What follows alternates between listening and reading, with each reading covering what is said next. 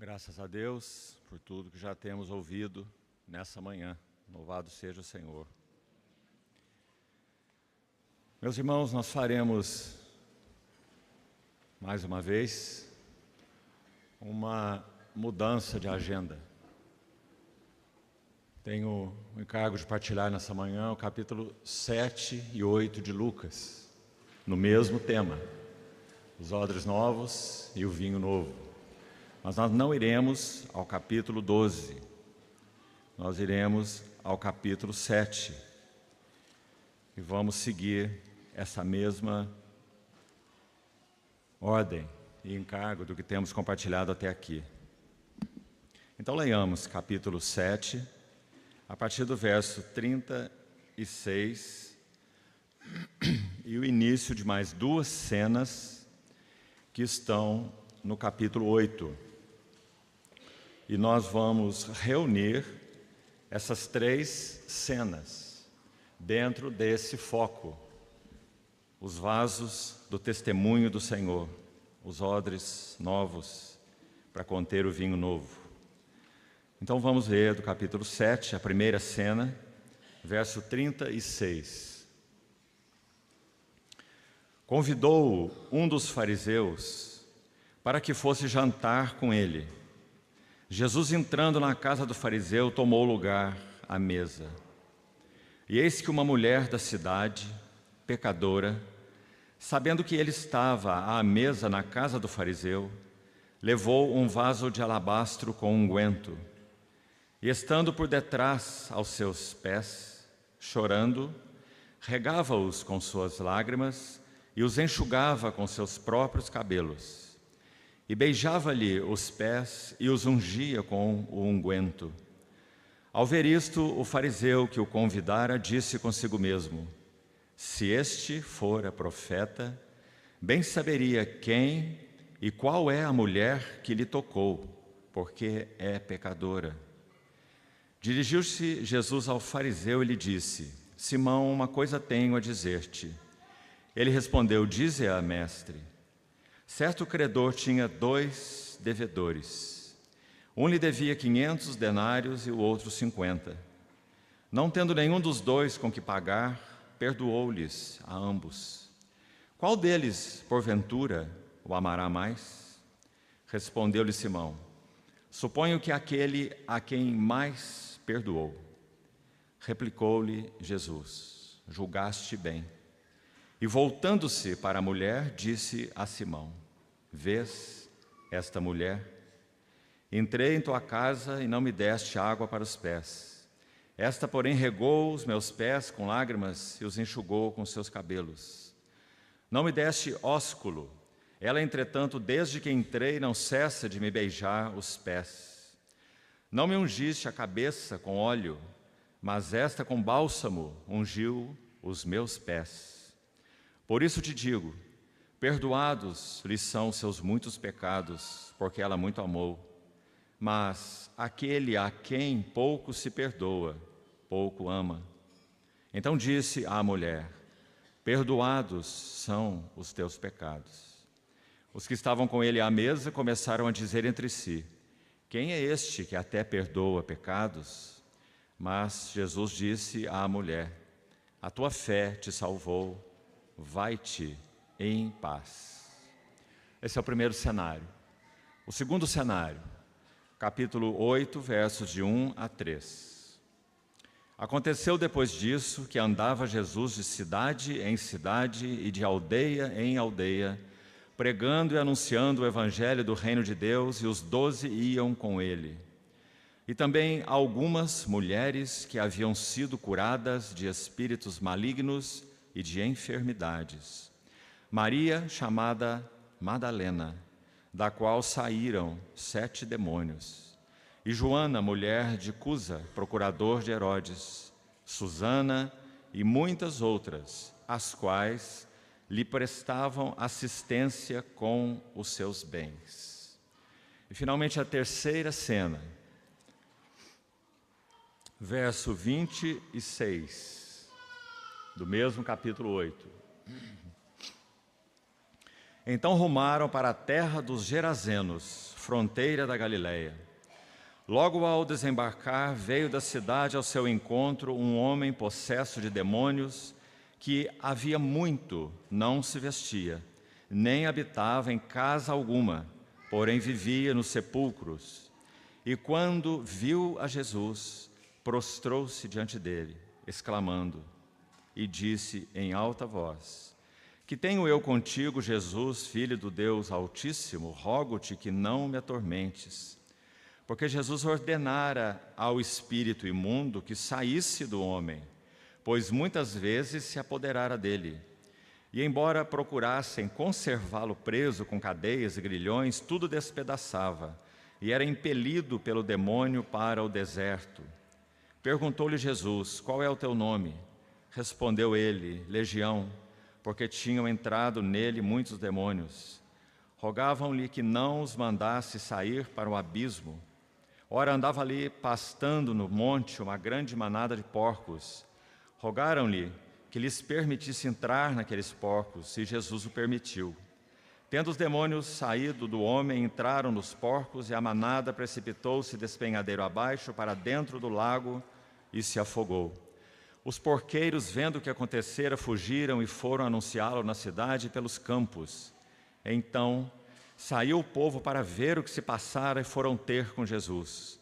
De fato, acharam o homem de quem saíram os demônios, vestido em perfeito juízo, assentado aos pés de Jesus, e ficaram dominados de terror.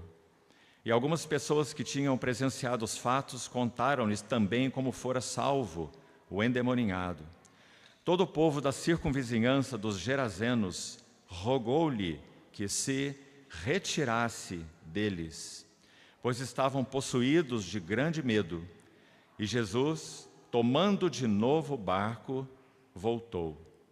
O homem de quem tinham saído os demônios rogou-lhe que o deixasse estar com ele. Jesus, porém, o despediu, dizendo: Volta para casa e conta aos teus tudo o que Deus fez por ti.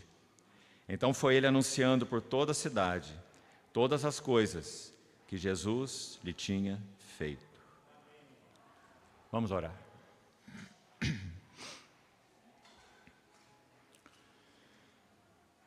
Amado Pai Celestial, colocamos essa última sessão de meditação na Tua Palavra, nas Tuas santas mãos, e confessamos o quanto precisamos do suporte, da habilitação, da direção, do governo, do Espírito Santo. Por isso colocamos a Tua Palavra lida em Tuas santas mãos. Toma, te pedimos, e usa para falar intimamente, pessoalmente e também coletivamente aos nossos corações. Esperamos de Ti todas essas coisas, em nome do nosso Senhor Jesus. Amém. Meus amados irmãos, desde o primeiro dia, então, temos visto que Lucas coloca uma ênfase particular no seu evangelho nesse assunto do odre, em especial, e em particular, é claro, do odre Jesus.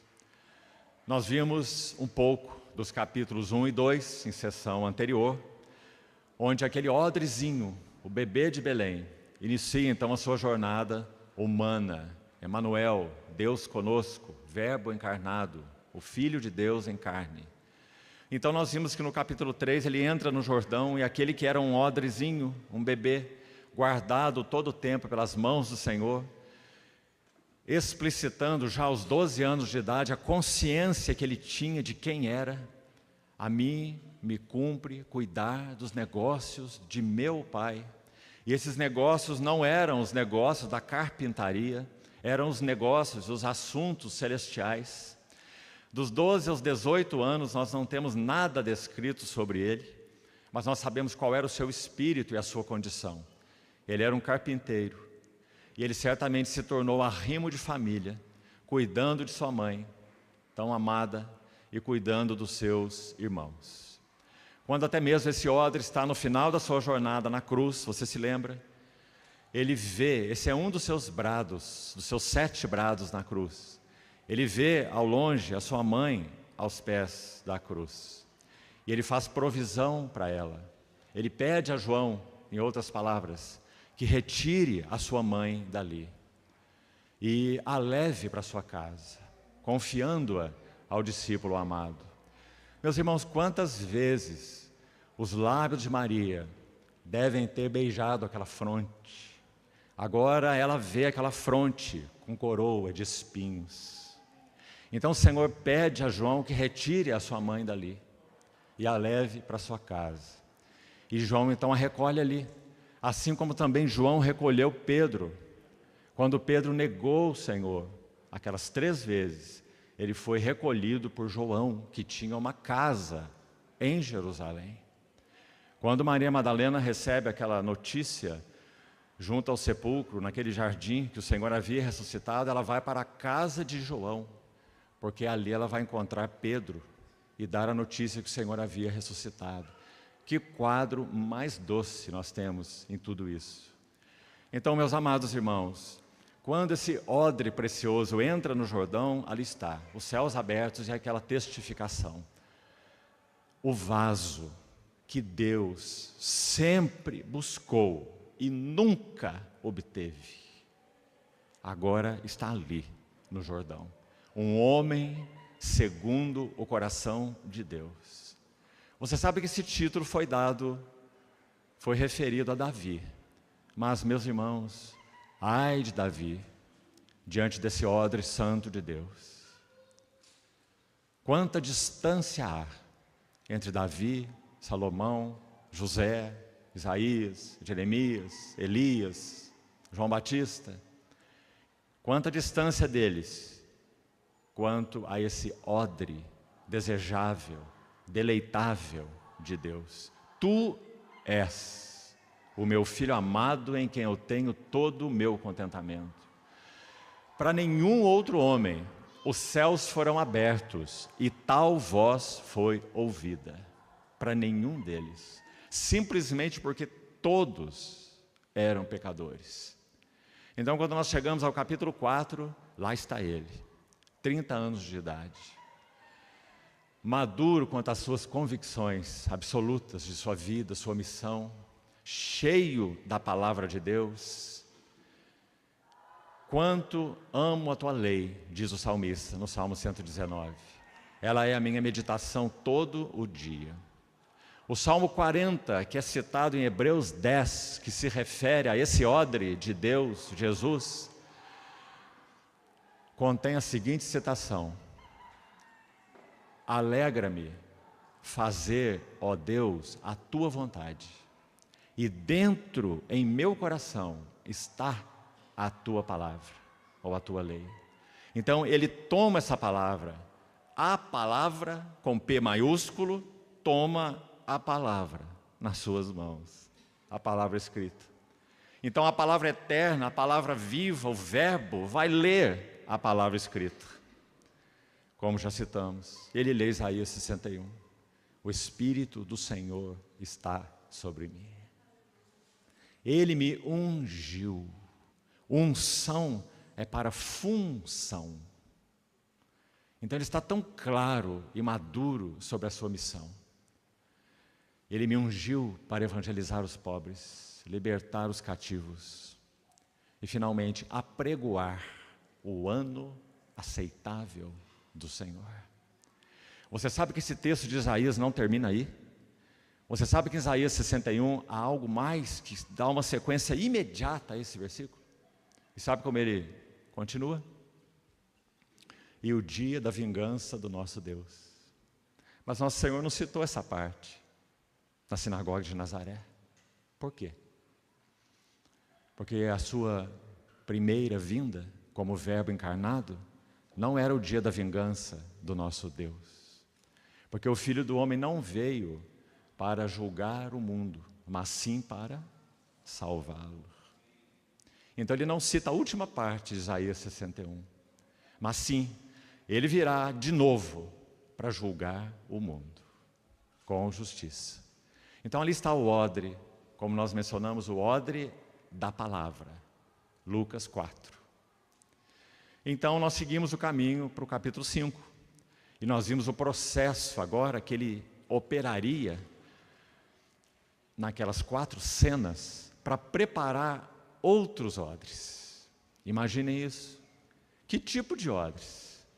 Odres que eram nada, barros disformes, alienados, perdidos, confusos, sem nada saber sobre a mente de Deus. Até mesmo depois que Pedro faz aquela confissão, tu és o Cristo, o Filho do Deus vivo, e imediatamente depois o Senhor fala que esse Filho do Deus vivo era necessário que ele fosse a Jerusalém e sofresse. E Pedro, com a sua mente não transformada, ele vai dizer, tem compaixão de ti, Senhor, isso nunca te acontecerá. Mas o Senhor tão fielmente colocou a mão nesses odres, para fazer deles odres novos, para que contivessem um vinho novo. E agora vem aqui essa última expressão importantíssima. Não é apenas para que odres novos contivessem vinho novo para o deleite deles, já que você sabe que vinho fala de deleite. Em primeiro lugar, sobretudo, fala do Espírito Santo. Atos capítulo 1 que citamos, 1 e 2. Não estão embriagados, não estão cheios do vinho novo, literalmente falando. Estão cheios de outro vinho novo, o vinho do Espírito. Mas também, o vinho é uma figura claríssima na palavra de Deus de gozo, de deleite. João capítulo 15, a videira verdadeira. Para que o meu gozo esteja em vós, e o vosso gozo seja completo. Mas, irmãos, não podemos parar aí.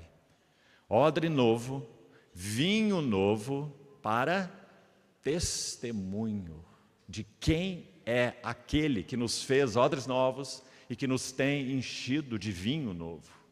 Então essa é a finalidade dos odres novos, cheios de vinho novo, testemunho do Senhor. Então, ao examinarmos essas 3 cenas que temos aqui, precisamos manter isso em mente. Lucas, guarde isso, para você continuar, se assim o Senhor te conduzir, meditando nesse evangelho, que sei que os irmãos, pelo menos aqui em Contagem, têm feito assim.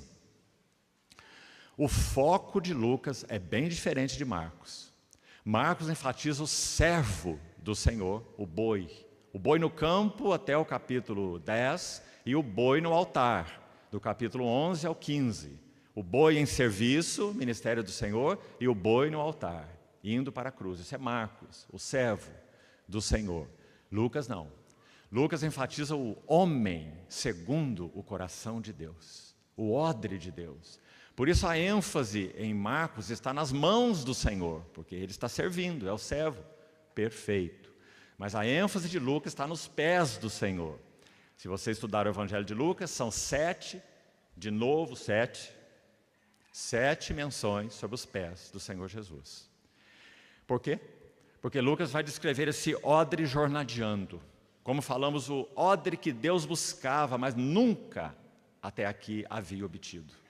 E agora esse odre está trilhando, palmilhando a terra. E o que acontece com as pessoas que o tocam? Elas se prostram aos seus pés. E essa é uma ênfase tão linda desse evangelho. Aqui nós estamos vendo mais 2 nessas 3 cenas. Estamos vendo uma mulher na primeira cena, já vamos entrar nela, prostrada aos pés de Jesus. E nós estamos vendo um ex-endemoninhado, agora vestido em perfeito juízo, e é só Lucas que registra esse fato, não do gadareno. Mateus também registra o gadareno. E Marcos também. Creio eu que Marcos também. Mateus certamente. Mas só Lucas registra que o gadareno está prostrado aos pés de Jesus. Mais do que isso, ele registra que ele pede para entrar naquele barco e seguir com Jesus. E precisamos entender bem por quê. Não apenas o Senhor o curou, algo mais foi realizado ali. Então vamos para a primeira cena. Em primeiro lugar, meus irmãos, essa mulher que ungiu os pés de Jesus. Vamos pensar juntos alguma coisa sobre ela. Veja o verso 37. Uma mulher da cidade. Agora, entre vírgulas, nós temos pecadora. Ora, todos os homens e todas as mulheres são pecadores. Por que será que essa ênfase é dada a esta mulher? Então há, sem dúvida, uma alusão clara a que essa mulher possivelmente fosse uma mulher que trabalhava em prostituição. Então, uma mulher da cidade pecadora. Um detalhe também até aqui. Não confunda, porque os relatos são muito distintos, essa mulher com Maria de Betânia. Ela não é Maria de Betânia. A unção do Senhor na casa de Maria, 6 dias antes da cruz, é um caso à parte. Não tem relação com esse texto aqui. As nuances são muito diferentes. Nós vamos ver. Então isso também é importante você saber. Então essa mulher pecadora, veja, sabendo que, note aí, ele, interessante essa nuance de Lucas. Por que será que não foi escrito Jesus? Foi escrito ele? Muito provavelmente, não estamos sendo dogmáticos aqui não, mas estamos buscando entrar no quadro. Muito provavelmente, essa mulher já tinha tido conhecimento a respeito de quem ele era. Algum contato com o próprio Jesus. Talvez ouvindo, talvez ali no meio da multidão, recebendo as suas palavras, envergonhada, procrastinada, marginalizada. Mas agora aqui, ela fica sabendo que ele estava à mesa na casa do fariseu. O que ela faz? Leva um vaso de alabastro com unguento e, estando por detrás aos seus pés, chorando, vamos parar já aqui um pouco. Tudo que vai acontecer aqui, a partir desse ponto, é uma atitude totalmente indecorosa para uma mulher. Imagine, ela não foi convidada. O Senhor foi convidado por esse fariseu, o Simão. E o Senhor acedeu ao convite, como ele frequentemente fazia. O Senhor não faz acepção de pessoas. Então ele entrou na casa do fariseu, assim como ele falou com o fariseu Nicodemos e muitos outros. Muitos fariseus na casa de Mateus, Levi, depois que Levi deixou a coletoria. Então o Senhor entra na casa desse fariseu e essa cena acontece. Não tenha nenhuma dúvida que nesse jantar não tinha mulher nenhuma, porque assim era. Então de repente alguém irrompe pela porta, uma mulher. E ela tem um objeto único naquele jantar. E ela vai em direção àquele objeto. E podemos dizer, aquele objeto é muito específico, porque não é apenas a pessoa de Jesus, são os pés de Jesus. Então ela entra com esse vaso de unguento, irrompendo pela porta. Todos certamente olharam para ela espantados. E ela então, conforme diz o relato, as mesas frequentemente, normalmente, eram baixas, várias mesas, porque eles se assentavam em um jantar assim, em grupos, não havia uma mesa para todos, várias mesas. E havia distinção, conforme a posição das mesas, quais eram as mesas para os convidados mais honrados. Tudo era ordenado pelos fariseus, como nosso irmão já nos lembrava em outras sessões. Tudo era meticulosamente ordenado. Então essa mulher passa pelo meio das mesas. E se Jesus foi convidado, certamente deveria haver para ele, certamente havia, uma mesa no centro. Porque ele foi especialmente convidado por esse fariseu. Mas nós vamos compreender, por essa parábola, que o fariseu, de alguma maneira, o convidou para humilhá-lo. O fariseu o convidou para prová-lo.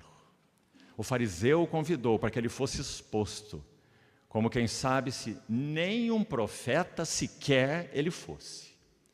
Porque você viu à frente no texto que o fariseu pensa consigo mesmo. Ele não fala com a sua boca, ele apenas pensa.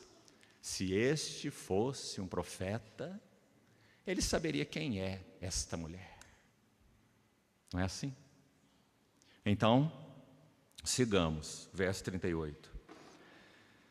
Estando por detrás aos seus pés, as mesas baixinhas, então, os homens debruçados sobre a mesa assim, com o cotovelo assim, e com as suas pernas fletidas para trás. Assim eles comiam e tinham comunhão naquelas mesas baixas. Então Jesus certamente estava lá assim, nessa posição, com seus pés fletidos para trás. Aquela mulher foi imediatamente aos seus pés, por trás dele. Chorando, verso 38, e regava os seus pés com as suas lágrimas. Em todo o relato, mais uma pausazinha aqui, você vai ter 6 vezes a menção nesse relato, a referência aos pés de Jesus. Nós citamos que são 7 no Evangelho todo. Você tem, quanto aos pés de Jesus, nesse relato, 6 referências. Quando o texto aqui diz regava-os, no texto original você não vai ter o regava-os, você vai ter regava os seus pés. Com as suas lágrimas, e os enxugava com seus próprios cabelos. Mais uma atitude muito indecorosa. Essa mulher colocou todo o decoro de lado, porque a primeira coisa, ela nunca entraria nessa casa, como já falamos, e segundo, ela nunca entraria nessa casa com os cabelos soltos, porque isso era uma vergonha para aquelas mulheres. Elas teriam que andar com seus cabelos presos. Então, quando ela chega diante dos pés de Jesus, ela solta os seus cabelos, porque ela está chorando e limpando os pés empoeirados do nosso Senhor Jesus, vindo das ruas. Ela está lavando com as suas lágrimas, mas ela não vê a toalha, não tem aquele vaso específico que deveria ter, pelo menos para lavar o pé do convidado mais honrado. E nosso Senhor vai dizer isso depois. Então ela não vê nem mesmo uma toalha. E sem cogitar de mais nada, ela solta os seus cabelos e usa os seus cabelos como toalha. E vai enxugando os pés do nosso Senhor Jesus. Quando aqueles pés estão limpos, estão secos, então ela toma o seu pequeno tesouro, o unguento precioso, e começa a umedecer o pé do Senhor e ungir o pé do Senhor. Os pés do nosso Senhor, assim como os pés de qualquer outro naquela época, eram pés fissurados, andando na poeira, andando nas ruas. Como ficaria hoje o pé de qualquer um que andasse de chinelos pela rua o dia todo, ou quem sabe a semana toda. Fissuras. Então, depois de lavá-los, depois de enxugá-los, Paulo vai dizer em 1 Coríntios 11, que o cabelo comprido é uma glória da mulher. E por isso essa glória, segundo o ensino dele ali, deveria ser coberta. Cabelo, glória da mulher. Quando ela toma esses cabelos, que representam sua glória, e enxugam os pés do Senhor, é claro que a metáfora soa de maneira tão maravilhosa. Ela está colocando toda a sua, entre aspas, glória, tudo que ela possuía, via e tinha, aos pés daquele que ela foi buscar, o nosso Senhor. Então ela unge, continuando o verso, enxugava com os cabelos, beijava-lhe os pés, temos mais uma ação aqui, anterior à unção, né? Beijava-lhe os pés. Preste atenção. Só há 2 registros nos evangelhos de alguém beijando Jesus. Maria de Betânia não beijou os pés de Jesus. Qual foi a outra pessoa que beijou Jesus? Judas Iscariotes. Quando nosso Senhor foi beijado por ele, ele disse: com um beijo tu traz o Filho do Homem. Embora o Senhor já soubesse o que ele iria fazer, desde que os discursos no cenáculo começaram, em João capítulo 13. Então são 2 beijos apenas registrados, tão diferentes. um beijo de absoluta devoção, um beijo de absoluta adoração e um beijo de traição. E quando colocamos os dois juntos, que quadro nós temos, meus amados irmãos. E bendito seja o nosso Senhor. Nós não estamos na corrente de Judas Iscariotes. Nós estamos pela graça do nosso Senhor, na mesma corrente dessa mulher. Louvado seja o Senhor. Beijava-lhe os pés e os ungia com unguento. Agora vamos ver o que está se passando na outra pessoa que está nessa cena. O anfitrião, o fariseu. Ao ver isto, o fariseu que o convidara disse consigo mesmo. Está vendo? Ele não falou nada audível. Ele só pensou. Imagina que ele iria falar uma coisa dessa. Mas pensar foi o que ele pensou. Se este fora profeta. Sabe o que ele está falando aqui? Ele está dizendo assim: agora eu estou claro que esse que tem sido chamado de profeta para alguns e até por Messias, de Messias por outros, na minha avaliação, ele não pode ser mais do que um pobre pregador itinerante, vagando por aí e falando coisas que nós, fariseus, não concordamos. Um pobre pregador itinerante. Porque se ele fosse profeta, verso 39, ele saberia quem e qual é a mulher que lhe tocou, porque é pecadora. Dirigiu-se Jesus ao fariseu e lhe disse: ó nosso Senhor, meus irmãos.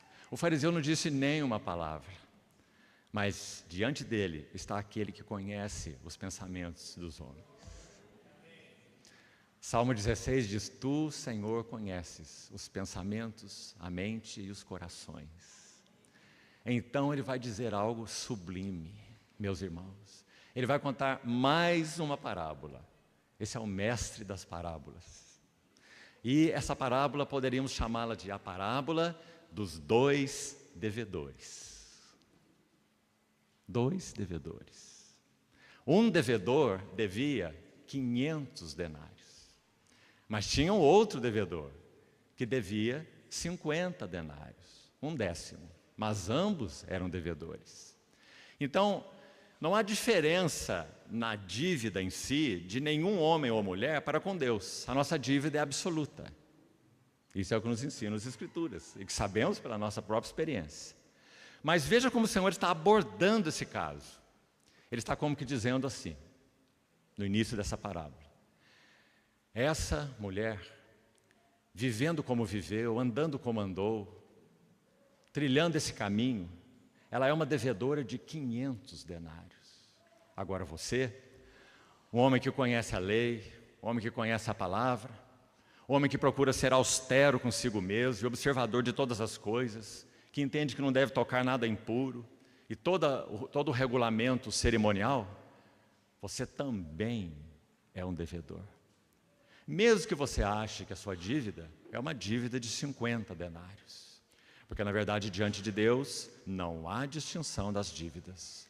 Mas o Senhor quer que o fariseu entenda o que ele está falando. Porque ele fez a comparação nos seus pensamentos.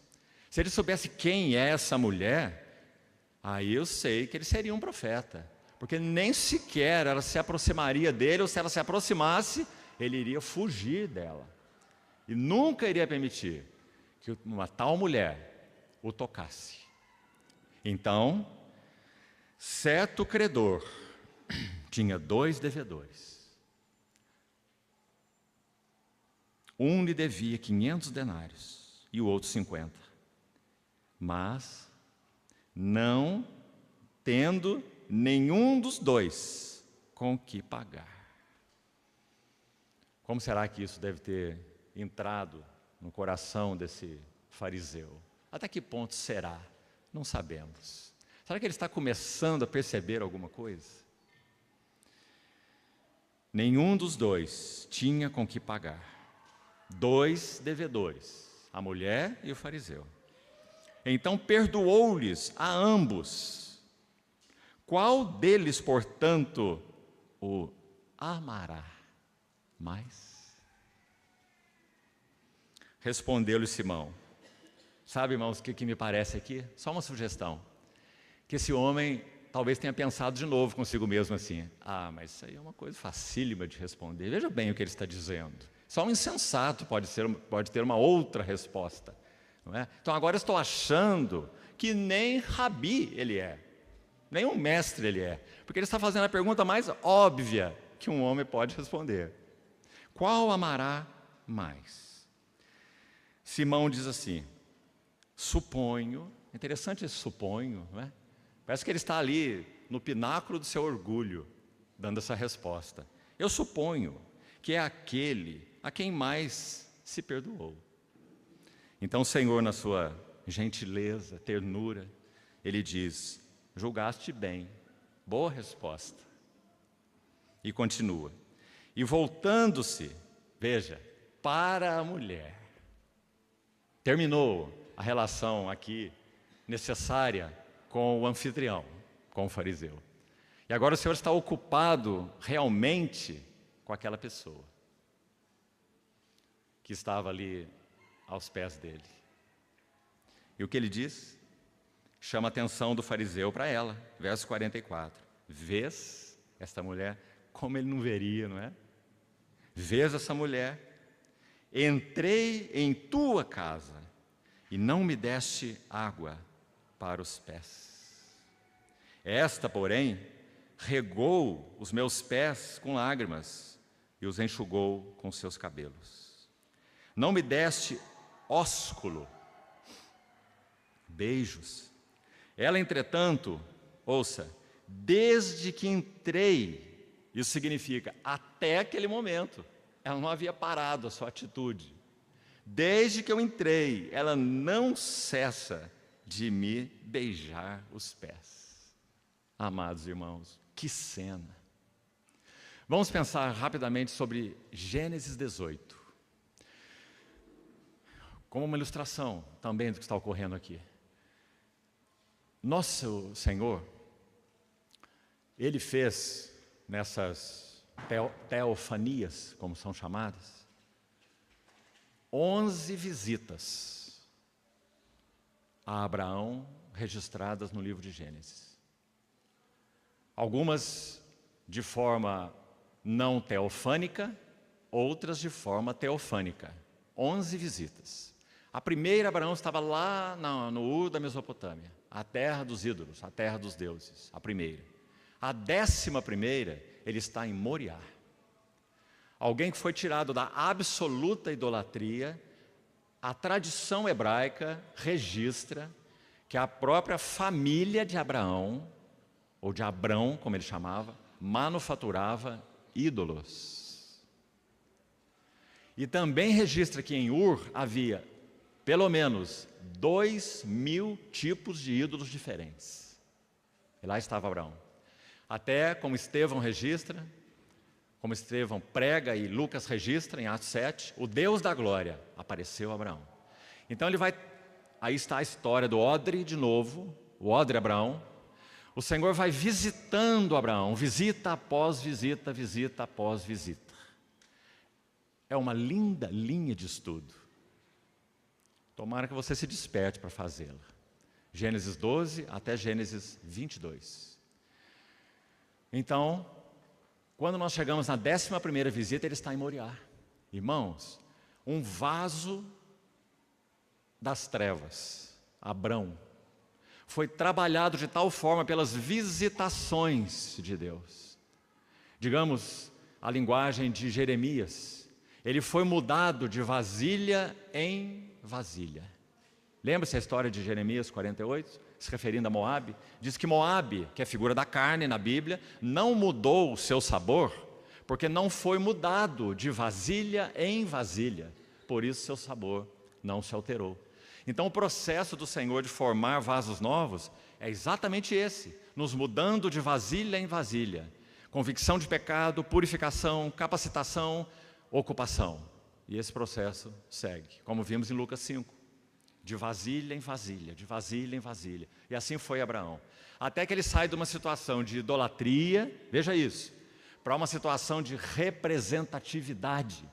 Abraão, em Moriá, representa nada menos que Deus o Pai, meus irmãos. Deus o Pai, oferecendo naquele altar o seu único e amado filho, Isaque.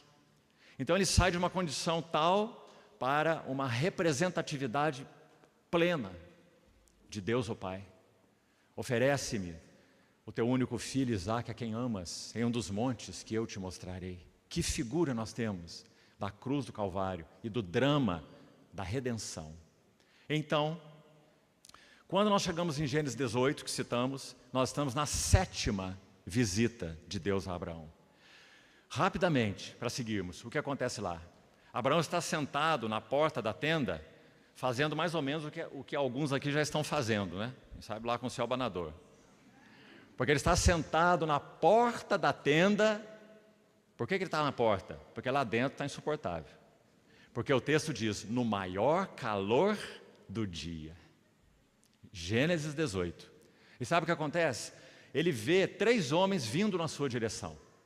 Só que quando você lê o primeiro versículo de Gênesis 18, está escrito assim, apareceu o Senhor, Yahvé, a Abraão, quando ele estava nos carvalhais de Manre, na sua tenda.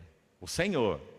Então Abraão vê de longe 3 homens. Um deles é o próprio Senhor, uma cristofania, uma manifestação de Cristo, que não é encarnação, é óbvio, antes da sua encarnação. Há muitas teofanias no Velho Testamento.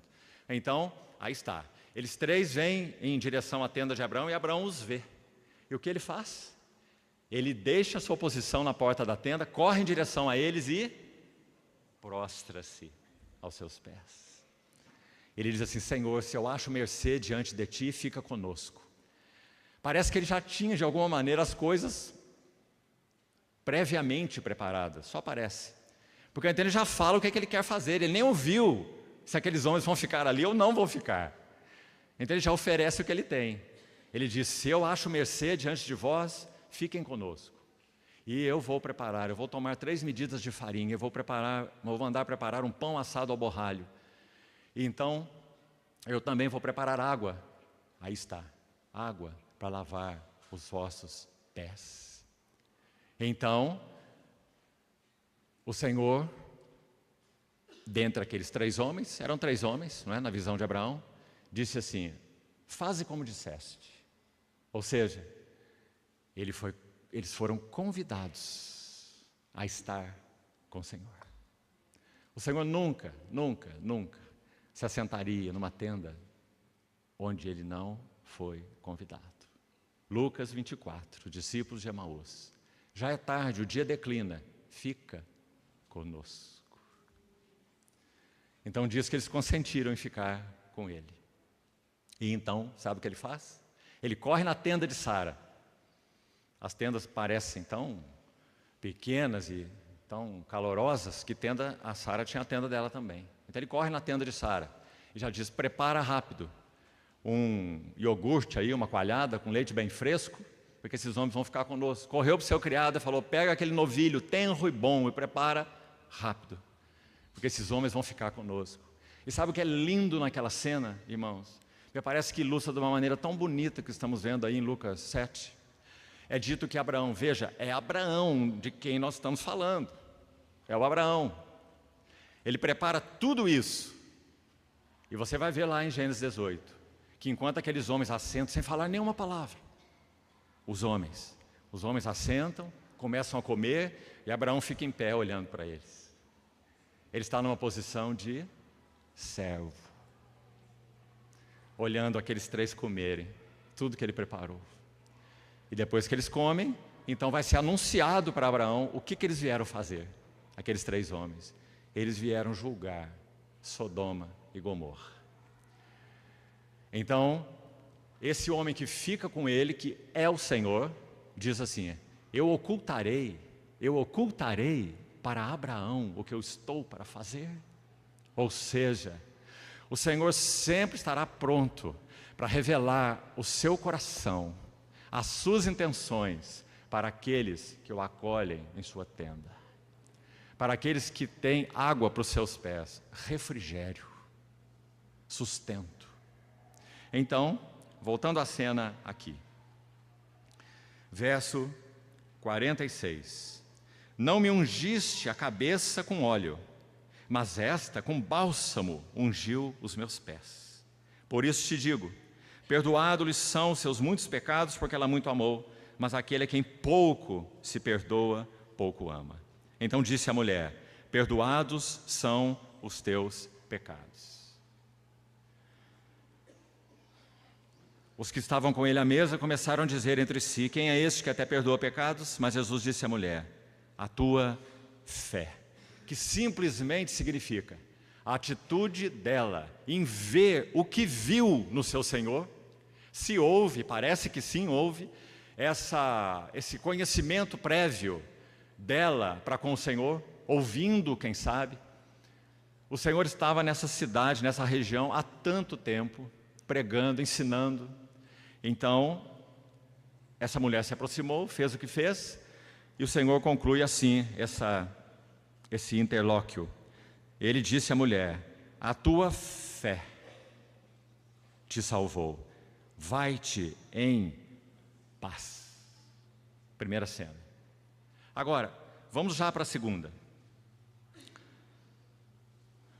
Os 3 versos que lemos no capítulo 8 registram algo também muito lindo e muito especial.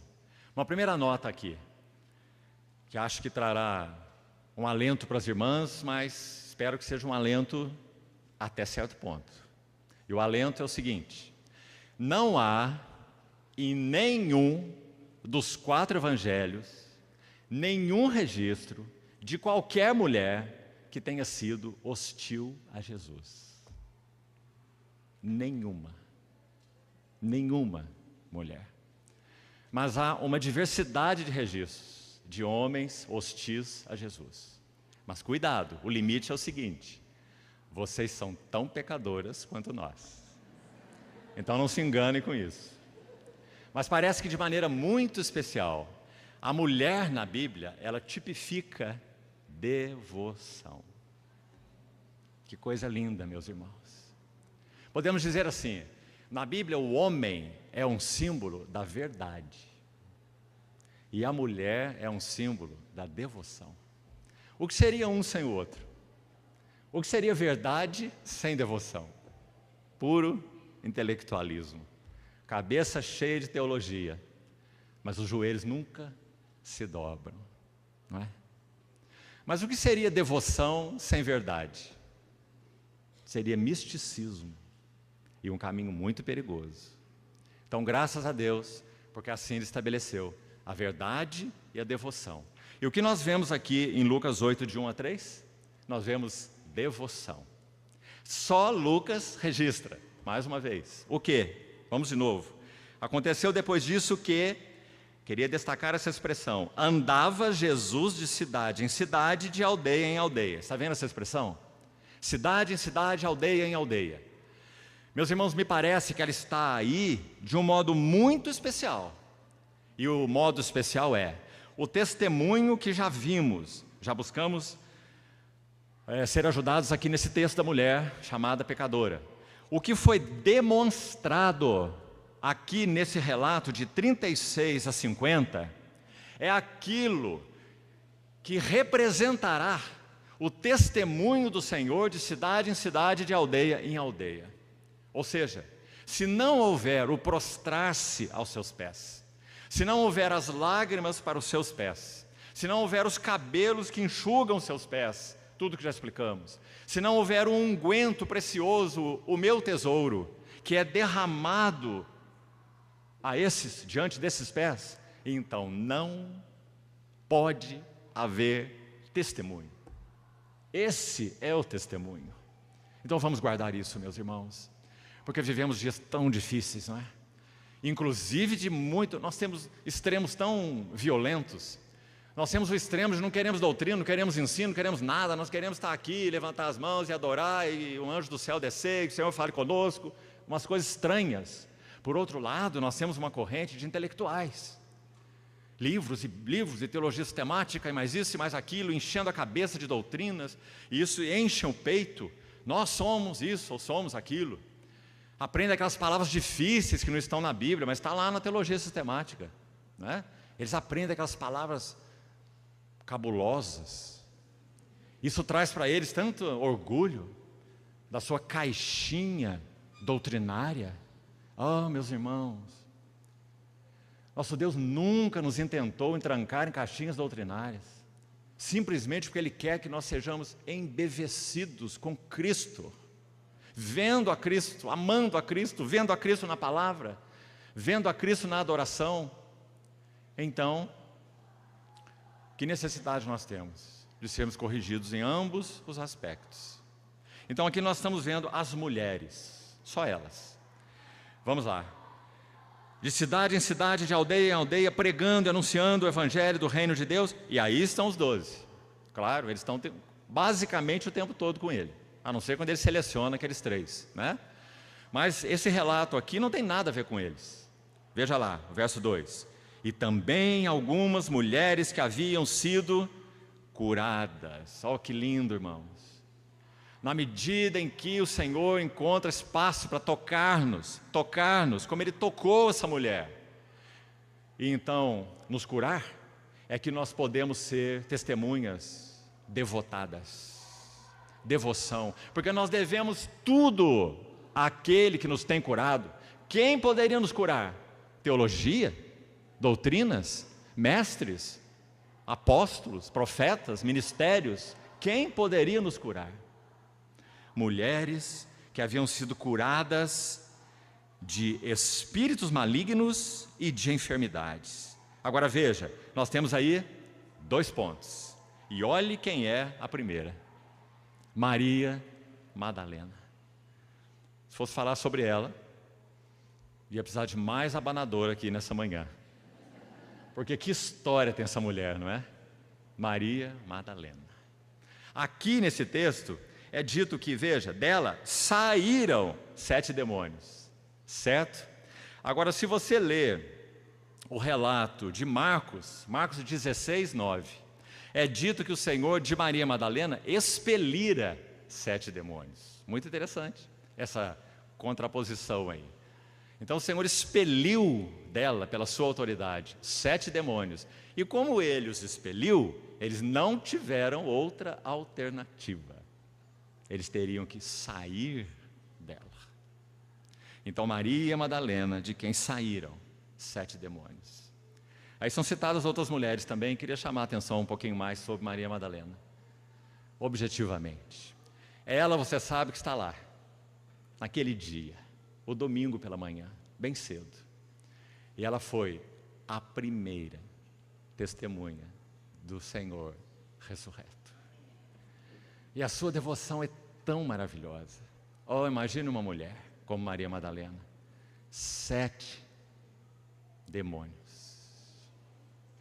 tomando conta da vida dela, atormentando.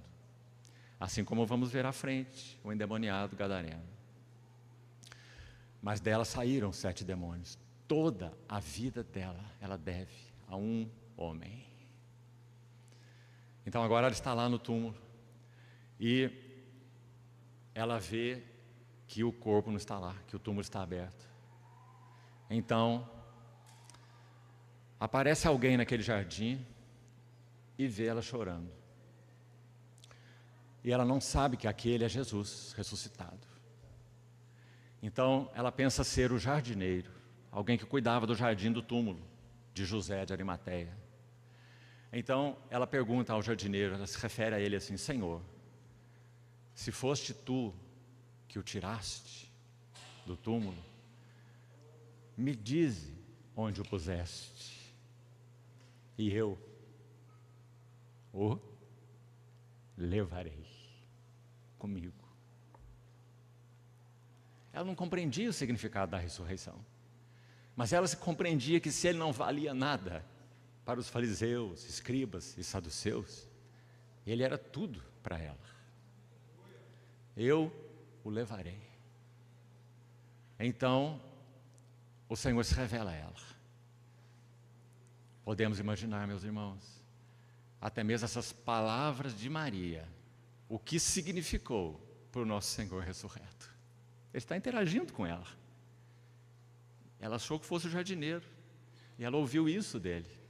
Senhor, se foste tu que o tiraste, dize-me onde o puseste, eu o levarei. Então, sabe o que ele faz? Primeiro, antes, foi dito assim: mulher, por que choras? Não é? O jardineiro, que ela achava que era o jardineiro, era o Senhor. E disse: mulher, mulher, por que choras? Então ela fala o que eu acabei de citar, que ela estava buscando Jesus, o Nazareno e etc. E depois do Senhor ouvir essas palavras dela, se foste tu que o tiraste, me dizes, então eu o levarei. Agora ele não diz mulher, agora ele diz Maria. Maria. Ele conhece as suas ovelhas e as chama pelo seu próprio nome. E quando ele diz Maria, o que ela diz para ele? Rabone, não Rabi, Rabone. Rabi significa mestre, mas Rabone significa meu mestre. Meu mestre. Rabone. Então, o Senhor diz a ela: não me detenhas, porque eu ainda não subi para o meu Pai. Até aqui, só meu Pai, o Pai eterno do Filho eterno. Mas vai ter com os meus irmãos, seus discípulos, e dize a eles: subo para o meu Pai, mas também o vosso Pai. Meus amados irmãos, subo para o meu Deus, porque Deus, quem é Deus? Ele é o Deus e Pai do nosso Senhor Jesus Cristo, e o era exclusivamente dele. Mas agora, subo para o meu Pai e o vosso Pai, introduzidos na filiação, e subo para o meu Deus e o vosso Deus, porque eu serei o seu Deus e eles serão o meu povo. Ah, meus irmãos, Maria foi tornada uma mensageira das duas maiores revelações de toda a Bíblia. Filiação, como uma linha de ouro que vai de Gênesis a Apocalipse. A primeira é filiação, a outra é sacerdócio. Você lembra do livro de Hebreus, capítulo 5, versos 5 e 6? Tu és meu filho, eu hoje te gerei. Filiação. E, verso seguinte, tu és sacerdote para sempre, segundo a ordem de Melquisedeque. Por causa da obra da redenção, o que ocorreu conosco? Nós fomos feitos filhos de Deus e fomos feitos sacerdotes do Deus Altíssimo. Porque o Filho de Deus é o Filho com F maiúsculo, hífen, sacerdote com S maiúsculo. Esse é o tema de Hebreus, o Filho sacerdote. E quem somos nós? Os filhos sacerdotes do Deus Altíssimo. Meus irmãos, podemos dizer que o Senhor confiou essa mensagem a uma mulher, a Maria Madalena. E ela então foi ter com os discípulos e contar para eles o que ela ouviu do Senhor. Que mensagem! Como nós falamos, ela domina a Bíblia toda. Que lindo, meus irmãos. Vamos para o terceiro relato para terminar. O último, então, nós já lemos, então vamos só mencionar alguns detalhes. O endemoninhado gadareno. Por favor, já lemos todo o relato de Lucas. Abra o texto de Marcos, por favor, sobre o mesmo evento, rapidamente. Marcos, capítulo 5.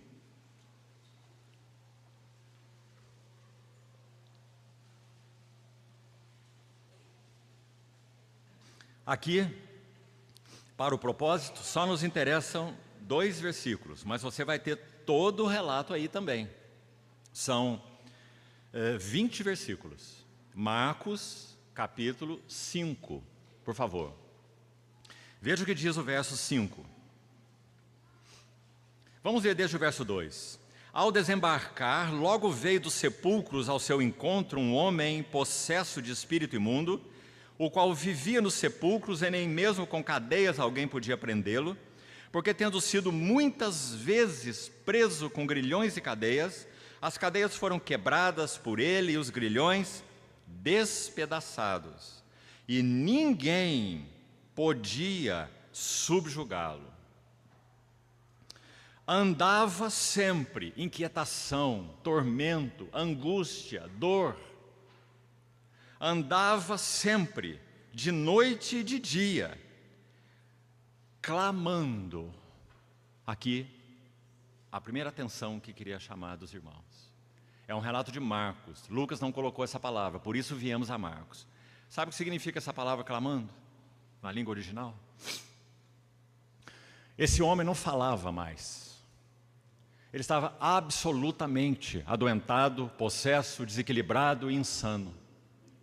Quando essa palavra clamando é usada por Marcos, na língua original, escute bem, significa um som de um coacho, como de uma rã na lagoa. Ou um som de um corvo. No Brasil não temos muitos, né? Mas se você for em outros países, especialmente os mais do norte, você vai ver esses corvos como são lá. Eles são grandes, muito maiores do que os daqui. E são muito estranhos. E ele tem um grunhido tenebroso, esses corvos. Já vimos muitos deles. São comuns, como pombas quase aqui nas praças, são esses corvos em outros países. E esse registro se refere, essa palavra se refere a esse grunhido. Então pense, um coacho, um som como um coacho de uma rã, e um grunhido como de um corvo. Tormento. Mas irmãos, que coisa maravilhosa! Embora a queda do homem tenha a imagem de Deus no homem, e realmente arruinou no espírito, na alma e inclusive no corpo, a queda do homem não destruiu a imagem de Deus no homem. Porque o espírito e a alma do homem, em especial, continuam clamando por Deus. E buscando, como vimos na sessão da manhã, de maneira tão linda, buscando encontrar essa satisfação em lugares errados. Não é? E por que busca essa satisfação? Porque tanto o espírito quanto a alma gemem. Porque o Senhor diz, façamos o homem à nossa imagem. E conforme a nossa semelhança. Meus irmãos, isso é o que dá dignidade à vida humana. Então aí está alguém que não fala, atormentado, quem sabe até mesmo coachando e grunhindo. Ele não estava possesso, como Maria Madalena, de 7 demônios, ele estava possesso de uma legião de demônios. Sabe o que isso significa? Legião, na linguagem romana, fala de uma guarda romana, um exército de pelo menos 2.000 homens.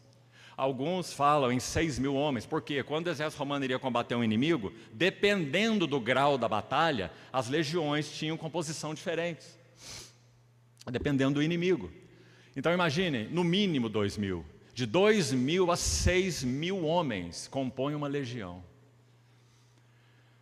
Quando nosso Senhor perguntou para esse homem, escute bem de novo isso, ele não pergunta para o demônio, nosso Senhor não tem interlóquios com demônios, nunca. Ele pergunta para o homem, qual é o teu nome? Então, o que ele ouve é a resposta dos demônios. E eles dizem, legião, porque somos muitos. A pergunta que ele faz para o homem não é respondida pelo homem, é respondida pela legião. Porque esse homem está totalmente dominado por elas, ele não pode falar. Por isso nós temos a palavra clamando, coachando, grunhindo. Mas olha o que acontece aqui, meus irmãos. Porque essa é a nossa história. Clamando por entre os sepulcros e pelos montes, ferindo-se com pedras, automutilação. Quantos jovens, por causa de TikTok, Facebook e etc., estão praticando automutilação.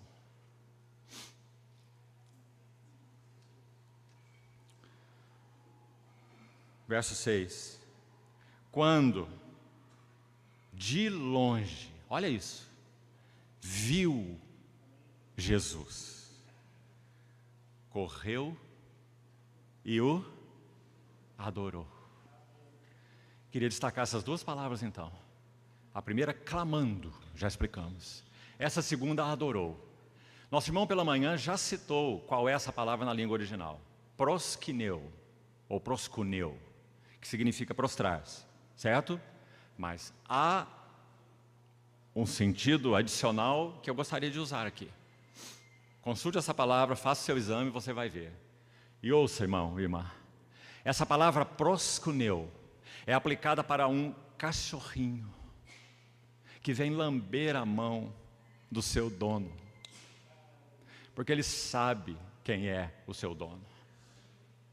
Você já viu, certamente, esses animaizinhos doentes, eles são tão inteligentes, não são? Eles são muito sensíveis. Eles percebem até o ambiente, são muito sensíveis.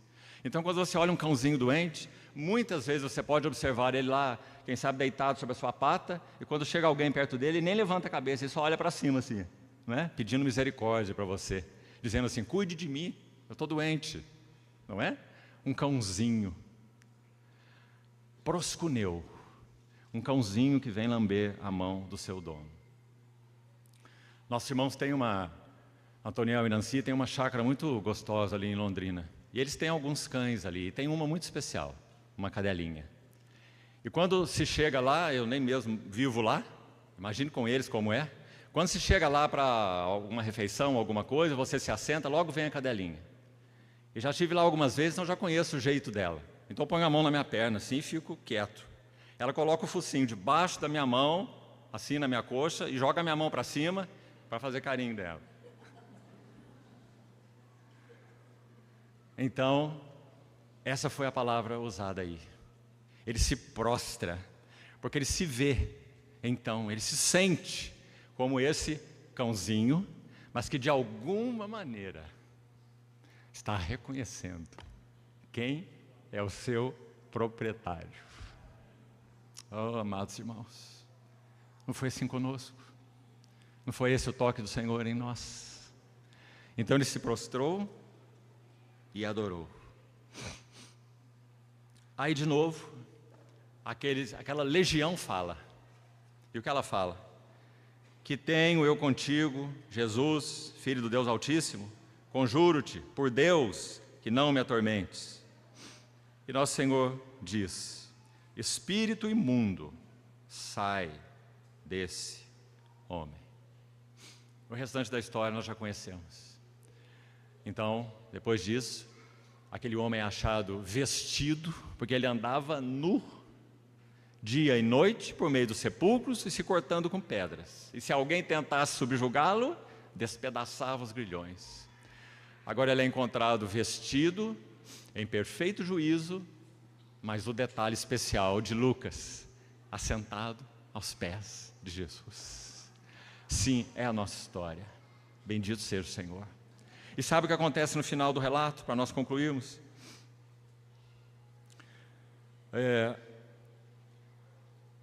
Há um pedido dele. Primeiro há uma frase dos porqueiros. Porqueiros tinham que falar porcalhada mesmo, né? Então o que esses porqueiros falam? Você ouviu? Eles perderam muito do seu lucro.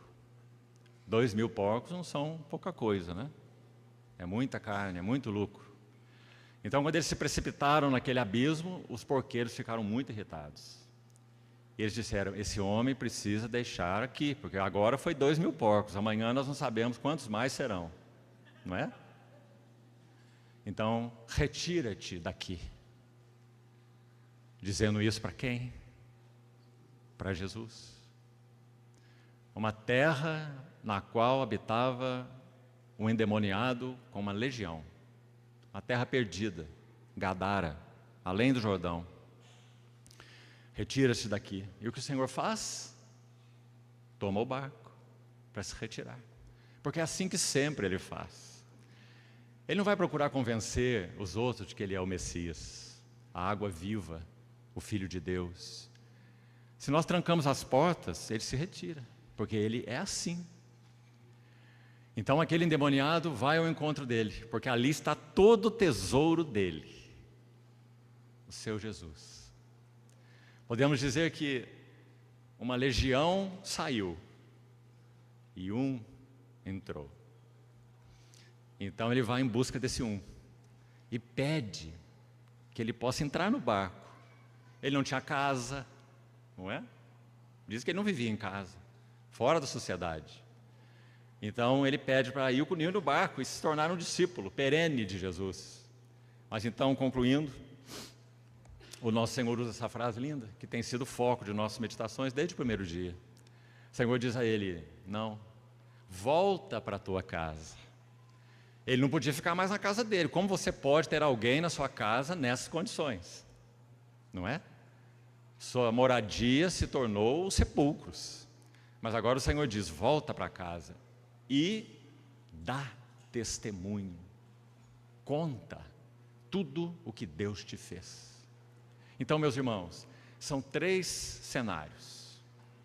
Aquela mulher, com tudo que ela fez, tipificando qual é o testemunho que deve ser dado de cidade em cidade, por essa mulher nessa cena tão linda. Depois nós vemos a Maria Madalena, mais um aspecto do testemunho. O significado então da filiação e do sacerdócio. Oh, que importante elemento no nosso testemunho. Tão central. E por último, o testemunho de que Ele é aquele que nos tirou do império das trevas e nos transportou para o reino do Filho do seu amor. E foi isso que o gadareno então podia anunciar. Digamos, um tríplice testemunho. Meus irmãos, nós só vimos uma parcelazinha do Evangelho de Lucas. Todo esse Evangelho, se for lido à luz do que nós vimos, porque é assim que ele inicia, você viu? Então você vai ver a beleza desse Evangelho. O Senhor preparando vasos, preparando vasos, preparando vasos, para que vasos novos, para que contenham um novo vinho, para que possam ser testemunho para o Senhor. E por último, para terminarmos, lembre-se que Lucas é o autor de Atos. Lembre-se disso também. Ele não tem obras desconexas. Aliás, quando ele começa o livro de Atos, ele faz referência ao seu Evangelho. Escrevi aquele primeiro livro, ó Teófilo, para relatar as coisas que Jesus começou a fazer e a ensinar. Não é assim que o livro de Atos começa? Então, quando nós lemos o livro de Atos, o que nós temos mesmo? O vaso coletivo do testemunho do Senhor. Quem é? A igreja. Como um vaso do testemunho coletivo de Deus. Aquilo que ele foi preparando em Lucas, está lá pronto em Atos, para testemunhar quem é aquele que moldou o vaso, pelo poder do vinho novo, que desce para encher esse vaso, em Atos capítulo 2, o Pentecostes. Então que o Senhor continue nos ajudando a ver esses quadros, e que sobretudo, meus irmãos, uma ardente devoção por Ele, consuma os nossos corações. Ninguém poderá permanecer de pé na vinda do Filho do Homem, a não ser aqueles que o amam.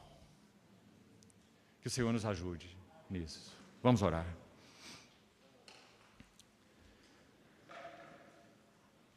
Amado Jesus, que nos amou desde sempre, que nos achou no caminho, que nos uniu ao seu rebanho, que nos curou as feridas, que nos amparou com suas asas. Nosso tesouro, nossa vida és tu. Bendito seja o teu nome. Continua, Senhor, te pedimos, mantendo fresca e acesa a chama da devoção por ti nos nossos corações. Ajuda-nos a nunca permitirmos que nada e ninguém se interponha entre a face do Senhor e a nossa face. Assim nós te pedimos, Senhor, confiando tudo o que tivemos nesses dias às tuas santas mãos. Guarda as tuas sementes, Senhor, para que nada seja perdido. Assim oramos, no teu precioso nome. Amém.